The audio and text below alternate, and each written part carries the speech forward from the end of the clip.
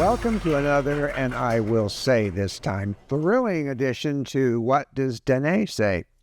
I'm changing the format of my podcast a little bit. Some of the previous ones over the years have always been about me, a talking head, scientific, sometimes funny, a little,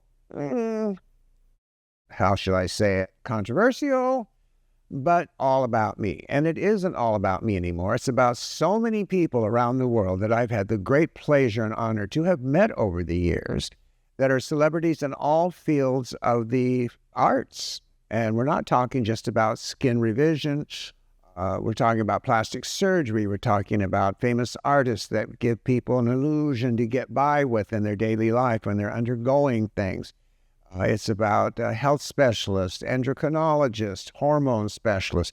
All of these things are going to come into the podcast. Things that you've heard about but don't know too much about. We'll try to get it all out there for you. But today, I'm absolutely excited as heck to have in the studio DeAndre Michaels. Hey, how are you? Glad to be here. Who's touched everybody, who's anybody.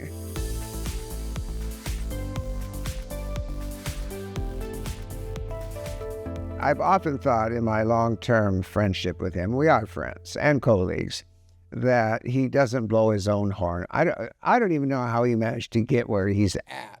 He is so humble, so quiet, and yet has a laser-sharp mind that sees every darn little thing on a set, on a shoot, wherever it is. He sees everything and very quietly corrects it. But now, DeAndre, when I first met you, and you knew that I had love for music and music videos and all that, you said you did one in Germany, right? Yes, I recorded an album in Germany, released a single in Europe, which went to like number 5 and number 7 on the commercial pop charts and the dance charts there. I didn't know that. I used to work with an artist named Amber, who's like one of my best friends. She's like one of the top dance artists. That song, This Is Your Night.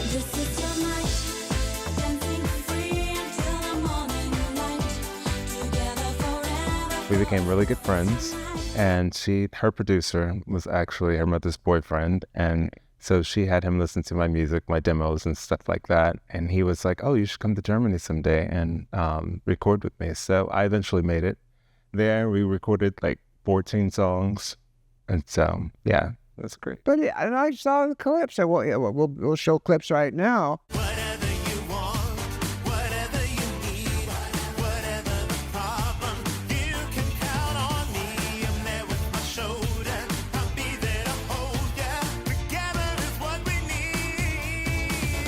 My first thought was, why didn't you keep doing that? Why did you choose the path of makeup artistry and studios and television instead of this? You have the looks, you have everything going. Music was my first love. It's always been my first love, but I actually did it when I was a makeup artist. I was a celebrity makeup artist, and it was successful, but it didn't pay my bills.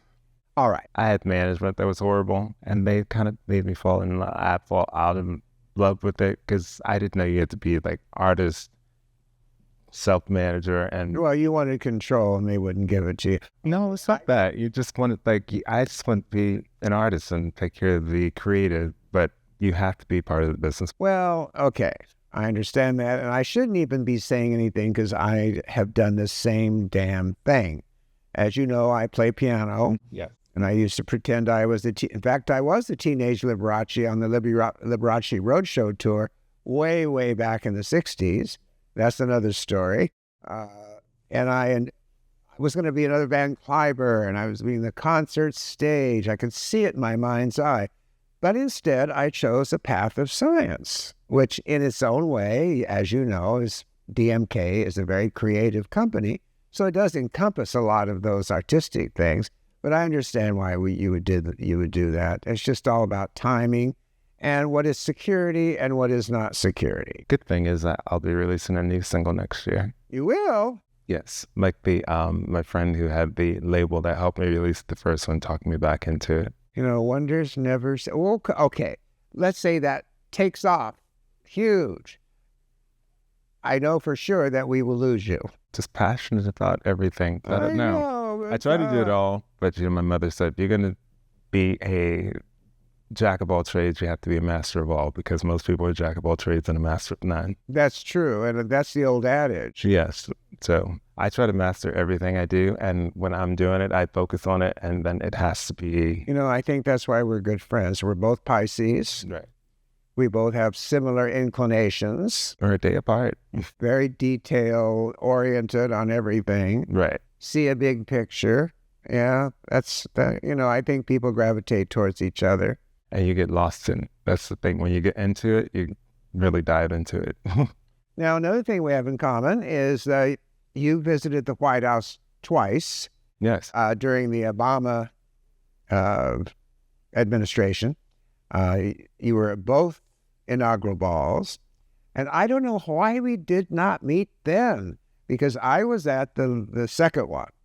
I was at the first one and the second one. I was working with Mary J. Blige, and she performed at the first one. She shocked me about her. I always thought, because she wore those tall Puss in Boot things, that she was really 5'9", tall. 5'10". You said she was a tiny little. Tiny. Oh, because she doesn't project that way at all. Could like 5'5", 5'6". Oh my God.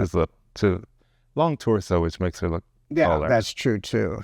But I was sitting in the front row with Ricky Martin, Stuart Milk, and freezing cold. As you remember, it was ice cold on the last inauguration. It's like 15 degrees or less in the first one, because she sung "Lean on Me" on the stairs at the what is that, with the Lincoln? Yeah. Yes. Well, I was warm inside the trailer. I'd have to be outside. It's not like she was going to sweat. So what are the advantages of being the makeup artist with the trailer and intending? So Beyonce, oddly enough, has kept a huge world recognition for a long, way beyond almost anybody else.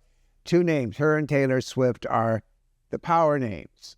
In fact, it was just said on the news that China, with all its developments, they're beating us on so many fronts, technically, which is kind of true. Right. I go to China all the time. I have no issue with China.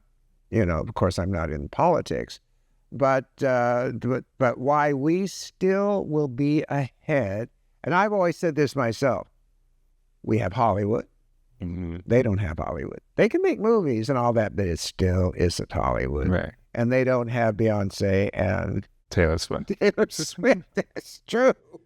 Hey, what's funny is like in UK, as you know, there's some amazing vocalists. Oh yeah. But they just feel that Americans do R&B better. But I think they have an amazing vocalist like Beverly Knight. It was like Beverly Knight is fantastic. Yeah. Like just lots of them. Yeah, but see, R&B started here. Yeah. And it started before jazz. It came from the days of slavery, when people were brought over to America, particularly in New Orleans area and places like that. Mm-hmm. And they learned the French ways of cooking, and the whole Creole community was started. And all of that blues, right, life is so horrible and everything, became the mantra of that community. And that's where R&B was born. And then later it became huge music with incredible backgrounds and everything else. I can just hear Al Green in my mind as I'm talking about this. Right. Just here. One of my very favorites. I had the fortunate opportunity to be one of Beyonce's Destiny's Child. And they started off like one of their first makeup artists when they came out with their first single, No, No, No, No, No. Yeah, I remember that. So I was one of their first makeup artists that I worked with them a lot. Then many years later, I've always seen her throughout the years because my best friend does her hair. But I had the opportunity to do part of the Formation tour. I filled in where other makeup artists didn't, so that was cool. So we kind of reconnected. You were very committed to Angela Bassett. Yes. But get this, I was doing Angela for 911. I was on tour with Mary and on tour with Beyonce at the same time. I had literally, I would get home, fly out to go do Mary. When we were off, we got to go do Beyonce. I was knackered. I have a picture where... You must have been... Well, you were young. You were young, though. You had that energy. That was just a few years ago. It's just... Well, you're not old now, but... It's just I don't know. I'm just passionate about what I do. And I don't say yes to everything, but think I can carry it out and do it, I do it. But if I learned to say no, I learned the power of no. So if I'm not interested, I just don't do it. Well, no can only make you more in demand. Right. If you say yes to every little thing, then, Right. oh, he's easy and we're not going to pay that much. I understand that because I have always taught our therapists and our doctors, charge what you think you're worth. That's what I tell people, know your worth. Know your worth. Up and coming makeup Don't artist. be afraid. If you think you're worth this kind of money, because the time you're putting in, and you put in time, you put in detail. I've had you do me many times. Yes. And I've always been shocked, not only at the detail, but the cleanup after, everything top professional. Yes. You know. By the way, folks, DeAndre, in addition to being a world-class makeup artist and cinema and in television, he is also a DMK paramedical dermal technician, one of our best. He has his studio in Toluca Lake, and he does sometimes do treatments, I think, on site too, if they're going abroad. I know carry my things with me. I remember Angela, when you first started, what was she filming in Germany? We were doing Gunpowder Milkshake. Gunpowder Milkshake. In Berlin. And I got this call that she wanted to know our best clinic in Berlin. She wanted to treat some of the cast and go. Right. So I gave her Heike, who's the Jehovah's Witness, but one of our best English speaking as well. And I said, you got to do your best now on Miss Bissett. She said, don't worry, I'm all I will. Well, later, she sent me a picture of Angela in a bathrobe with the girls that she brought with her, smiling away with no makeup on. Yes, that was Tasha Smith, her best friend. She said, can I put this on my Facebook? And Angela said, yes. Now, I don't know of many stars. In fact, I can think of some that I do know that would definitely not do that without some person wanting some money, or certainly not without any makeup. Right. But she didn't care. And she's just been so generous that way. And I admire her so much because she's 64. Yes, 65 this year. 65. Yes. Well, I didn't start doing anything until I was 60, so I don't even think like that. She'll continue to work for another 10, 20 years. Yes. Easily. But the thing about her is when you make her up and she gets that gown on and she walks on that stage at the Oscars and winks at the audience like she's 30 years old. She looks 30 years old and she knows she looks 35 years old. That's what's so amazing. Yes, she's a gem, definitely a muse. She has no ideas when you come in. She doesn't say, I want to be done this way. Well, she trusts you. Just do what I do, which is cool. She never looks in the mirror until it's time to go. Obviously, if she's playing a character like in some of these period pieces she's been in lately, you have to kind of change the makeup a little bit. Oh, yeah, we go with, because we've done Damsel and Black Panther. Yeah. But it's you want to make her look like a queen. So it's kind of hats. I was going for Rico. Yeah, but I absolutely respect and I really like her. I like talking to her because she's so damn intelligent. I remember the first time you brought her in, I didn't even know who she was. And I think that's her draw to you too, because she's she's a Yale. Well, I didn't know who she was. I mean, she's a Yale alumni, so she was gravitated towards your brain as well. So she was attracted to all. And she laid there I was doing the diagnosis. I thought she was just an attractive, middle-aged black lady who was highly intelligent. I did not know who she was. You kept saying Miss Angela, a lot of Angelas, and it wasn't until my therapist, Laura, says, can I have a selfie? Oh my God. I got, oh, okay. But it didn't matter. She wanted to know every detail of what's going to happen. She understood it. And that we went on. I don't know. I just enjoy talking to her. And that was when I was making a movie. Right. And I was kind of picking her brains. And I'll never forget, I said, because when you make a movie, a real movie, as we had the studio, we had the location, we had everything. You think about awards. Yes. And I said to her, Angela, whenever you make a new movie or even a new series, do you ever think about getting an award? And she goes, every damn time. And she deserves that. Yeah. Because I've never seen her anywhere on the Oscars and that when she doesn't perform. She walks out just to say, and now accepting for so-and-so, she does a performance. It's in her presentation. And her presentation. Yes, I know. She's a marvelous person.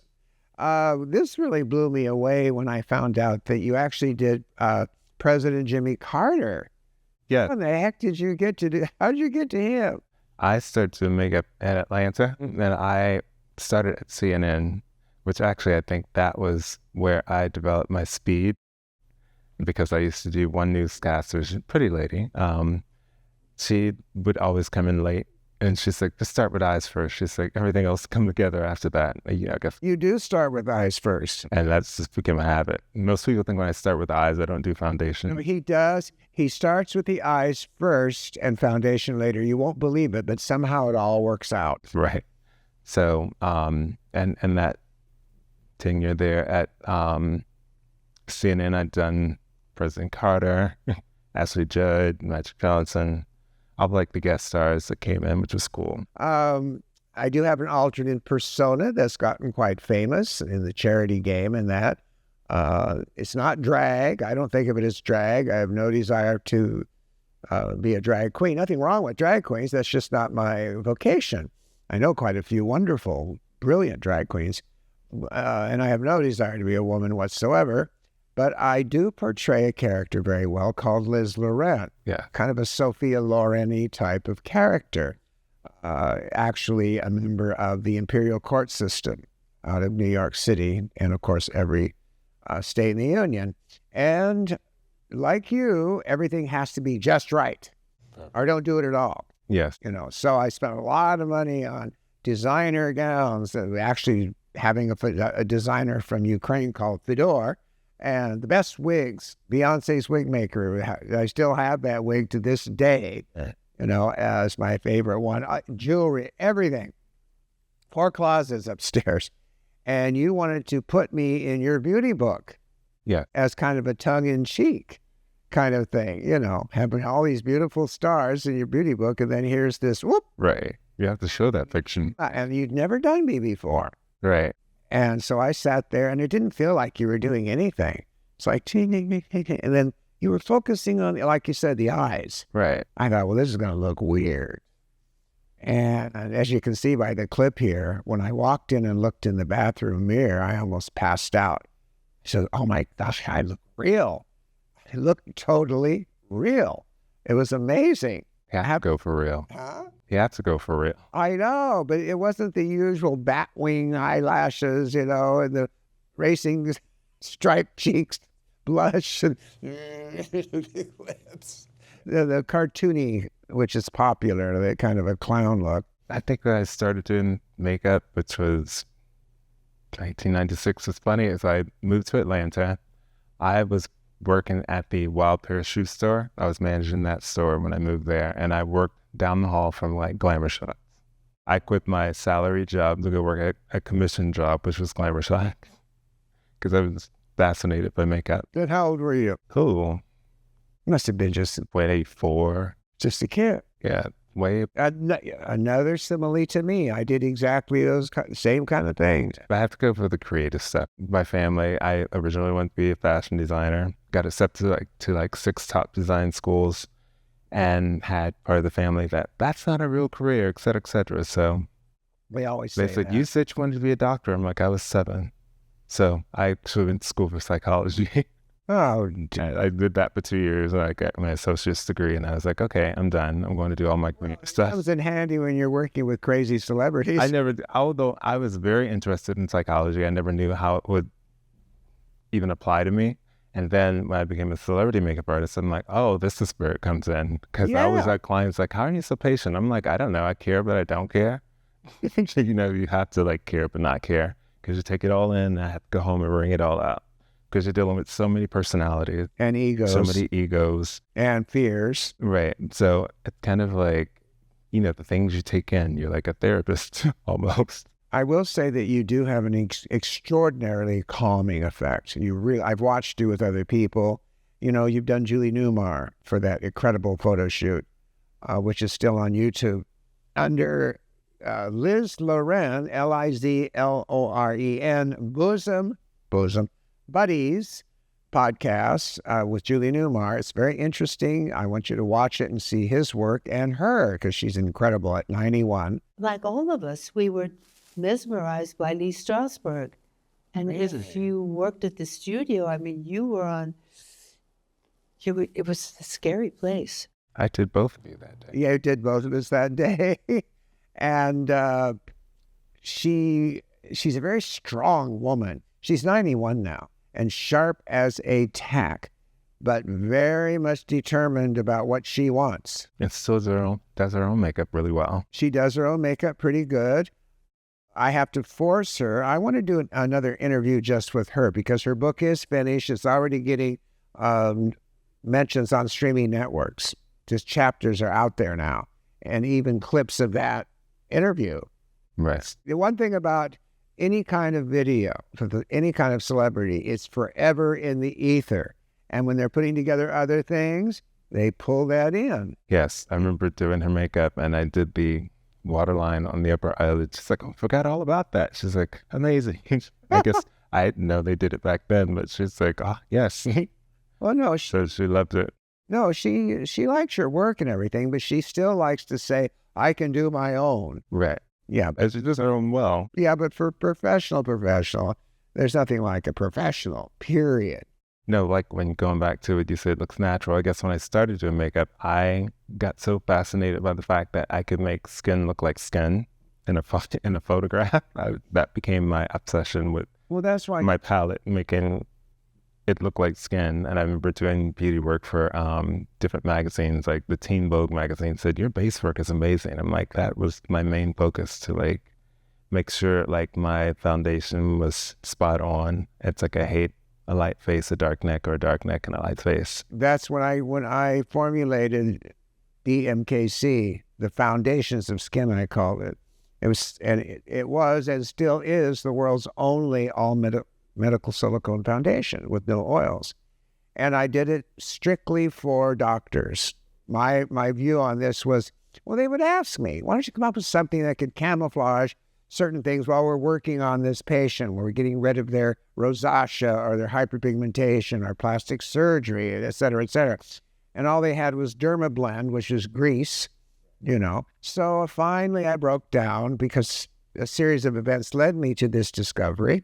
And we came up with the world's first all medical silicone loaded with pigmentation. And that's when I met you. In fact, DeAndre here has been very instrumental in helping us select various shades and so on and so forth. I always deferred to him because he is a professional working with it. Well, somehow this foundation ended up in the movies, mostly because people photograph 10, 12 years younger than they would ordinarily with regular makeup, because of tiny little microfilaments that I put in the formula that would bounce light away from everything. And that's one of the advantages of it. In fact, several studios did light tests on this back in the early days when it was on Dancing with the Stars, because they wondered, how in the hell is this doing me? Yes, it looks like skin on camera. That's what Cher said. And that's like, it's my favorite foundation, has been past like 8 years now, plus. Long time. Yes, very long time. You've been very involved. I'm sorry that you're going to be a big music star, because I was hoping, well, maybe while you're entering into that career, you could maybe do some classes for us. I will. Because we're remarketing again. Yes. And putting more of a push behind it. I'm here for it. Because a lot of the estheticians are not makeup artists, but they can still use this as if it were a skin care product. You know, they can even put it on while the client, imagine a client comes in with horrible hyperpigmentation, right? Say it's a black woman that stupidly thought a Fraxel would make her look younger, and instead it messed up her entire face. Even though I had it, and it took me a while to like figure out how to manipulate it and use it, because it's not one you could just take off the shelf and just put on and think it's like you have it mastered. It definitely takes a few times to figure out how to distribute it, because at first it looks like, oh, it's too much, but then you have to learn how to spread it and like, yeah. But here's the client laying there. They have a DMK treatment by a DMK doctor, and his nurse or himself even. A lot of our doctors in Ukraine, Russia, and in Europe like to do things on their own, strangely enough. And so they color match them very quietly while the client's laying there. Don't say anything. They cover all the hyperpigmentation perfectly. Client sits up and looks in the mirror. Now, they're always expecting to see red areas where they did extractions of blackheads, etc., or some other, the plasmatic effect, which looks like a road map of blood veins in the skin, all these normal things, but they don't see it. Instead, they see this flawless massage, and there is no way in heck that they are going to leave that clinic without buying that foundation. Yeah, because it tides them over until they really are, completely in remission from any hyperpigmentation, acne, rosacea, whatever. This includes guys too. Well, I'm wearing DMK today. I use the one little palette to contour, but it's just a tap and smooth out method with brush. Well, I'm wearing it too. Actually, I'm wearing but you can't tell. Well, I'm wearing an ebony. I'm as pale as this. I'm wearing ebony too. We have the same tone. But see, I blended because I wear a fake tan. Right. And my face just doesn't take a tan anymore because I have so many treatments. There's no dead cuticle buildup. That's what a fake tan does. So my hands take the tan easily, but the face does not. Only DMKC. Right.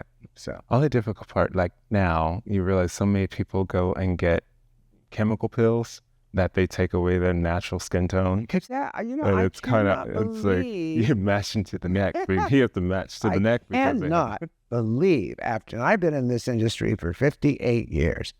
Peel. That's the one thing people call about. Like, can I get my skin peeled off? And I'm like, why do you want to peel? I used to formulate that for doctors years ago. I'm ashamed to say it. It was 95% phenol acid, croton oil, which is a very caustic from cottonseed, and I would mix some olive oil in it so it wouldn't be so caustic. Right. I think they're just trying to get rid of their hyperpigmentation. But that doesn't do that. Your you have no Revitacin too. Yes. Which is perfect. Because you see these old ladies walking around still, not as much as before, some in Beverly Hills, that are dead white. And then there's this line of demarcation where because they went peel stopped. Right. And, I don't have any pigmentation anymore, but that's okay. I can put a lot of makeup on. No. It's an antiquated, barbaric practice. And it takes away natural skin tone. It takes away everything. And I'm surprised people are still doing it again. Yes. It's like this is probably the number one thing that people always request. And I'm just like, no, I'm not doing that. Well, first of all, what it does is use the B word. It burns the hell out of the epithelium or the epidermis. Right. Burn, literally. And what you get in return is a controlled scar. Right. Period. Sometimes it's not so controlled. And I have seen horrible scars that we've had to work for months to get rid of with our scar revision. Laser does the same thing, except it vaporizes the heck out of the epidermis. And same thing, controlled scar. Hopefully stays controlled, but again, there's always anomalies. That's why the doctor makes you sign all these papers. Exactly. This is not an exact science. So we do offer much better ways, as you well know. Well, that ties it up for today. We're running out of time, and I have a million more questions I want to ask you. We'll bring DeAndre back. I'm really interested in seeing what happens with his new hit single, hopefully. Touch wood. Yes. And our makeover videos. And makeover videos and classes. Thank you so much for coming on. Thanks for having me. Thank you.